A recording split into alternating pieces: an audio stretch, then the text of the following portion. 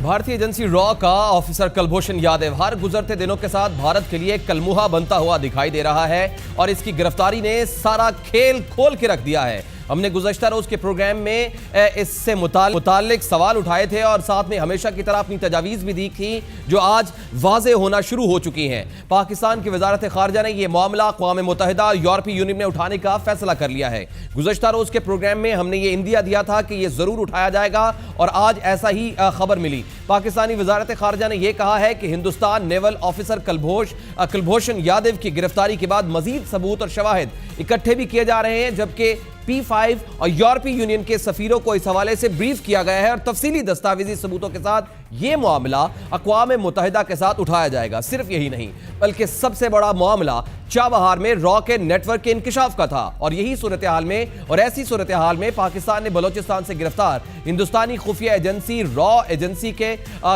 کلبھوشن یادو کی سرگرمیوں سے متعلق معلومات کے حصول اور ان کے ساتھی را کے ایجنٹ سب انسپیکٹر راکیش اور رضوان کی گرفتاری کے لیے ایران سے تحریری رابطہ بھی کر لیا ہے اور اسے خط بھی لکھ دیا ہے۔ اس دو بڑی ڈیولپمنٹ کے بعد تجزیہ لینے سے پہلے ہمیں یہ یاد رکھنا ہوگا کہ پاکستانی سیکیورٹی اداروں نے رواں ماہ کے دوران اور رواں ماہ کے آغاز میں ایران سے بلوچستان میں داخل ہونے والے ہندوستانی نیول آفیسر کلبھوشن یادو کو گرفتار کیا تھا اور اس کی گرفتاری کو گزشتہ ہفتے اس وقت سامنے لایا گیا تھا جب ایرانی صدر پاکستان کے 2 روزہ دورے پر اسلام آباد میں موجود تھے۔ نمبر 2، ایک ایسے وقت میں ایران سے مدد مانگی جا رہی ہے اور اس سے ریکویسٹ کی جا رہی ہے اور اس کی طرف انویسٹیگیشن کے لیے ڈاکومنٹس بھیجے جا رہے ہیں جب 34 ممالک کا اتحاد ہوا ہے اور اس میں ایران شامل نہیں ہے۔ ایسی صورت میں پاکستان کی سٹینڈنگ کیا ہے؟ اور آج پاکستان میں ایرانی سفارت خانے کا یہ کہنا کہ کچھ عناصر پاکستان اور ایران کے درمیان پروان چڑھتے تعلقات کو کمزور کرنے کی کوشش کر رہے ہیں اور ایرانی صدر حسن روحانی کے حالیہ دورہ پاکستان سے حاصل ہونے والی جو کامیابیاں ہیں ان کو ناکام بنانے کی کوشش کی جا رہی ہے۔ یہ کچھ عناصر کون ہیں؟ کس کی طرف اشارہ ہو رہا ہے؟ جو سوالات اٹھ رہے ہیں ان کا جواب لیتے ہیں۔ ہمارے ساتھ موجود ہیں سابق خارجہ خورشید محمود قصوری صاحب۔ قصوری صاحب بہت بہت شکریہ آپ کے وقت کا۔ سر فرمائیے گا کہ پاکستان نے کلبھوشن یادو اور دیگر را ایجنٹ سے متعلق تحقیقات کے لیے ایران سے مدد مانگ لی ہے۔ سفارتی سطح پر جو 34 ممالک کا اتحاد ہوا اس کے بعد سفارتی تعلقات کے بعد ایران کتنی پائیدار مدد کرے گا پاکستان کی؟ یہاں ٹھیک ہے پاکستان نے مدد مانگی ہے اور اس میں کوئی حیرانگی کی بات نہیں۔ جب میں وزیر خارجہ تھا تو ایران نے بھی ہم سے مدد مانگی تھی اور اس وقت جند اللہ کے کچھ لوگ تھے جنہوں نے ایران میں ٹیررسٹ کارروائیاں کی تھیں۔ ہم نے پوری کوآپریشن کی تھی، ایران کے وزیر بھی آئے تھے اور ان کے لوگوں کو پکڑ کے ایران کے حوالے بھی ہم نے کیا۔ ہم اب یہی توقع کریں گے کہ ایران اسی پازیٹیو اسپرٹ میں ہماری مدد کرے۔ اور دوسری چیز ایک یاد رکھنی چاہیے کہ پاکستان اور ایران کے تعلقات بہت اہمیت کے حامل ہیں اور قریبی ہمارا ہمسایہ اور قدیمی تعلقات ہیں، اور بلکہ میں تو یہ کہوں گا کہ 1965 کی جنگ میں ایران نے، اس وقت شہنشاہ ایران کی حکومت تھی، پاکستان کی بہت مدد کی تھی 65 کی جنگ میں اور ہمارے کئی مختلف طریقوں سے، میں اس کی ڈیٹیلز میں نہیں جانا چاہوں گا، لیکن اس کے بعد بھی جب انقلاب ایران کے بعد ہمارے تعلقات اپس اینڈ ڈاؤنز رہے ہیں، لیکن جب مجھے یاد ہے میرا جو ایکسپیرینس ہے وہ اچھا ہے اور اس وقت ہماری کافی ان کے ساتھ تجارت بھی بڑھ گئی تھی اور باوجود مس انڈرسٹینڈنگز کے جو ایک زمانے میں رہی ہیں، طالبان کو ہم مدد سپورٹ کر رہے تھے اور وہ ناردرن الائنس کو، ایک سٹیج پہ تعلقات کافی بہتر ہو گئے تھے۔ اب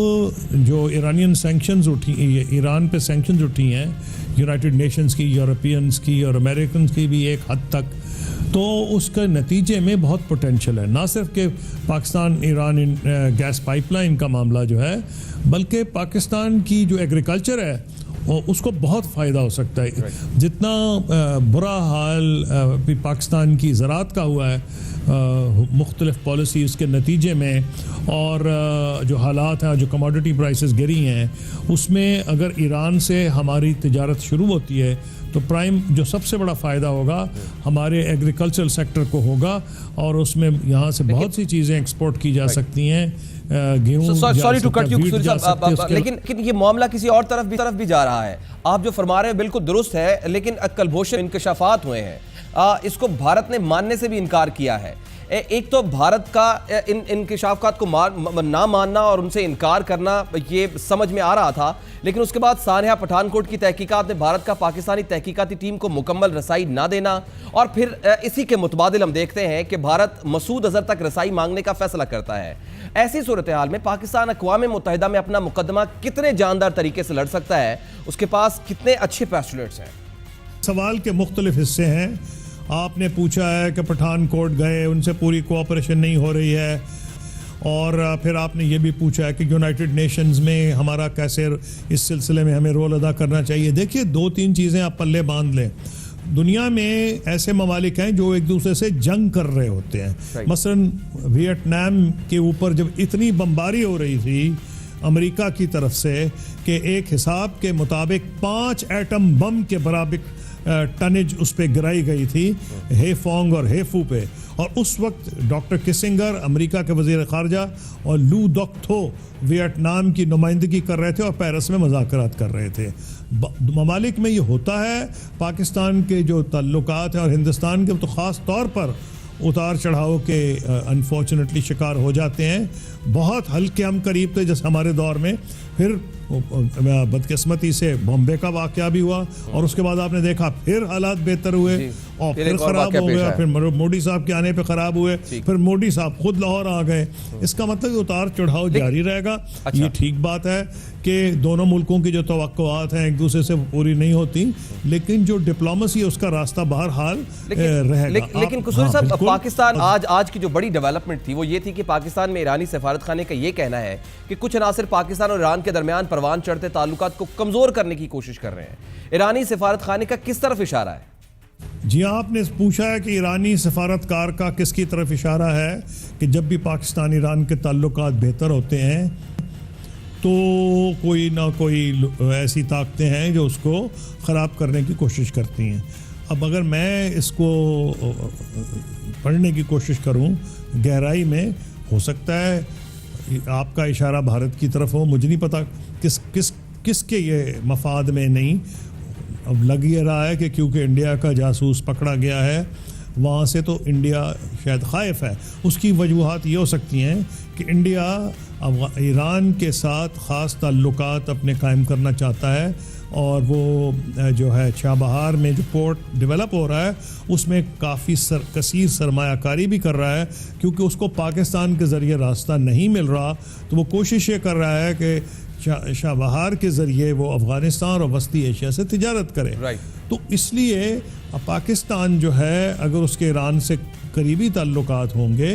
تو یہ بھارت کے مفاد میں نہیں ہوگا، اور یہ اس نے ثابت کیا اپنے بندے وہاں پوسٹ کر کے۔ لیکن میں یہ سمجھتا ہوں کہ اس میں ہمیں ایران کو باور کرانا چاہیے کہ یہ ہمارے جو تعلقات ہیں ان کی خصوصی نوعیت ہے، ہم نیبرز ہیں اور بھی ہمارے درمیان بہت سے تعلقات ہیں، اور یہی وہ مشترک چیزیں ہیں جس کی بنا ایک دوسرے کے ساتھ کوارڈینیشن کر سکتے ہیں۔ خورشید قصوری صاحب، بہت بہت شکریہ، آپ نے وقت نکالا اور اس بارے میں ہمیں رائے دی۔ یہ جو مدعا سامنے آ رہا ہے اس میں پاکستان زیادہ سٹرانگ فوٹنگ پر لگ رہا ہے، اور آنے والے دنوں میں جب اقوام متحدہ میں اس کو پورا پریزنٹ کیا جائے گا، اس پورے کیس کو، اس پورے مدعے کو ثبوتوں کے ساتھ پریزنٹ کیا جائے گا، تو اس میں پاکستان کی جیت ہوتی ہوئی دکھائی دے رہی ہے۔